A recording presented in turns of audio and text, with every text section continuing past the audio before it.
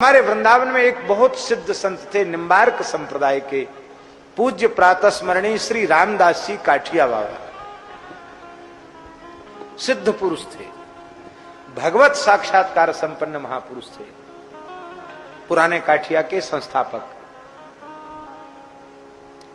बाबा बड़े अवधूत, बड़े फक्कड़ थे महाराज। उनके इतने चमत्कार की बहुत मोटी पोथी है उनके चरित्र की। विलक्षण जीवन उनका। संत दासी काठिया जो पहले बैरिस्टर थे, उनको आकाश मार्ग से जाकर छत पर सो रहे थे, जगा करके भजन का उपदेश किया था उन्होंने। और वे बैरिस्टर बाबू जब शिष्य बनने आए उनके, तो देखा बाबा वृक्ष के नीचे बैठे हैं, त्यागी तपस्वी धुनी लगाए बैठे हैं, चिलम चल रही है, बाबा धुनी पर बैठे हैं। कभी कोई गलती करता तो डांट डपट करते, गाली गलौज भी करते। अरे बोले यही महात्मा है जो हमको दिखे थे रात को। बोले पहले देख लें इनके पास हम रह पाएंगे कि नहीं। ब्रज परिक्रमा आरंभ होने वाली थी, वे भी ब्रज परिक्रमा में सम्मिलित हो गए। और उस समय बाबा की सेवा में एक उनके शिष्य रहते थे। उन शिष्य का नाम था गरीबदास। क्या नाम था? गरीबदास जी। गुरु जी की सेवा करते, और जो सेवा करता सबसे ज्यादा फटकारते गुरु जी उसी को।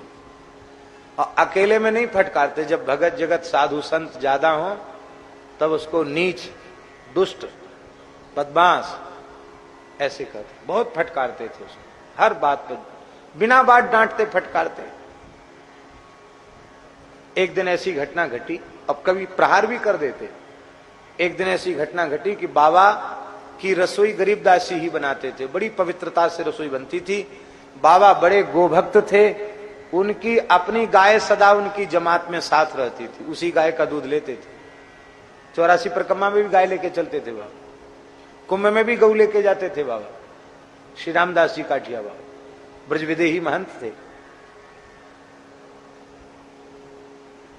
तो उनको जहां रसोई बनती थी बाबा की छत्ता के पास में, टाट से घेर दिया जाता था, गैया के गोबर से लीप दिया जाता था, और अपरस में गरीबदासी रसोई बनाते थे उनके ठाकुर जी के लिए। सालिग्राम जी थे, उनके लिए रसोई बनाते। और फिर उनको 24 घंटे में एक बार बाबा पाते थे, 2 बार 3 बार पाते नहीं थे।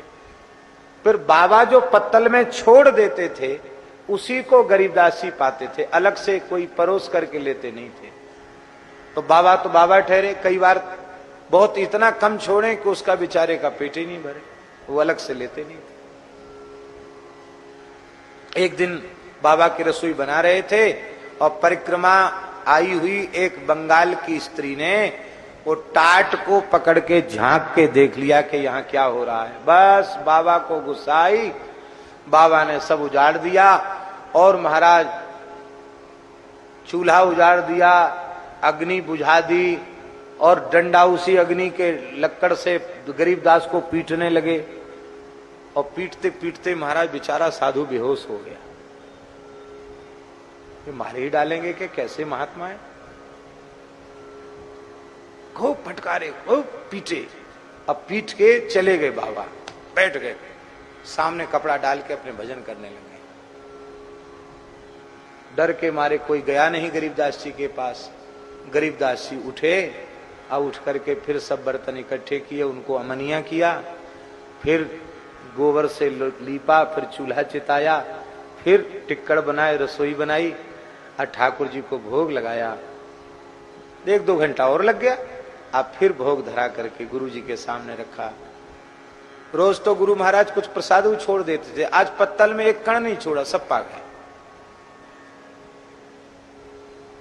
अब बोले और नहीं चेला से। रात्रि का समय आया, सत्य घटना सुना रहे हैं। रात्रि का समय आया, बाबा पौढ़े थे, और गरीबदास जी एक कटोरी में घी लेकर गुरुदेव के चरणों के तल में लगा रहे थे। उसी समय उनकी आंख से आंसू गिरा, बाबा के चरण पर गिर गया। गरीबदास, हाँ महाराज जी, रो रहे हो? और जोर से रोने लगे। क्यों रोते हो, क्यों रो रहे हो? बोले गुरुदेव, आज आपको समय से प्रसाद नहीं पवा पाया, इस बात की इतनी पीड़ा है कि मेरे प्राण छूट जाए। वृद्ध शरीर है आपका, आपको समय से हम प्रसाद नहीं पवा पाए। ये नहीं कि आपने हमको मारा, मैं अपराधी हूं, चाहे जैसा अपराध बन जाए, आप अपने चरणों की सेवा से अलग मत करना। इतना सुनते ही श्री रामदास जी काठिया बाबा ने आओ गरीबदास छाती से लगाया, कहा आज तुमने सेवा से मुझे जीत लिया है, मेरा हृदय प्रसन्न हो गया है, बोलो क्या चाहिए, मैं समर्थ हूं देने में, बोलो क्या चाहिए। गरीबदास जी ने कहा श्री गुरुदेव के चरणों की सेवा मिली है, इससे भी बड़ी कोई उपलब्धि है क्या? हमें तो सब कुछ मिल गया, अब हमें कुछ नहीं चाहिए। नहीं, मैं प्रसन्न हूं, तुम्हें कुछ मांगना पड़ेगा। तो बोले महाराज अंतिम क्षण तक मुझे आपकी सेवा प्राप्त हो, और आप लोगों से सुना है कि जीवन युगल सरकार का प्रत्यक्ष दर्शन करने के लिए मिला है, तो हम तो इसके लायक हैं नहीं, आपकी कृपा हो जाए तो कम से कम जीवन में एक झलक युगल सरकार की मिल जाए। बाबा बोले ऐसा ही होगा। और कुछ समय के पश्चात, कुछ वर्षों के पश्चात एक बार पुनः परिक्रमा हो रही थी, परिक्रमा बिहार कुंड पर पहुंची, और उसी समय गरीबदास जी ने गुरुजी को भोग प्रसाद भी पवा दिया था। प्रसाद पवाने के बाद वो तनिक विश्राम में गए कि उनके शरीर में तेज बुखार हो गया। लोगों ने कहा महाराज गरीबदास के शरीर में बहुत तेज बुखार है। बाबा बोले अच्छा गरीबदास के जाने का समय हो गया। बाबा उठ के आए, देखा गरीबदास पड़े हैं, रोते हुए कहा गुरुजी हम उठ नहीं पा रहे हैं आपको प्रणाम करने, आप अपना चरण हमको प्रदान कीजिए। बाबा ने अपना दाहिना चरण उठाया, गरीबदास के मस्तक पर रख दिया। और कोई इच्छा? आपका चरणामृत मिल जाए। गुरुजी का चरणामृत मिला है। बाबा बैठ गए, सिर पे हाथ धरे हैं, बेटा कष्ट तो नहीं है? गरीबदास के नेत्रों से आंसू बह रहे थे।